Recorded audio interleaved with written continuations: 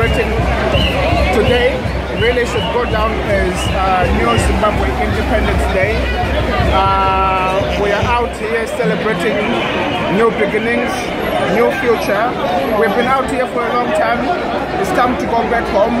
So we have new skills to bring home, revive our healthcare system, our education system, and bring back the country to Uchine Mukaka. Thank you. And Zita Mnonzvani? And don't forget. Okay. Sakamamota Tishona, Zakaro, Seko Muriti. So we have September Independence Day, Yedu, Echa.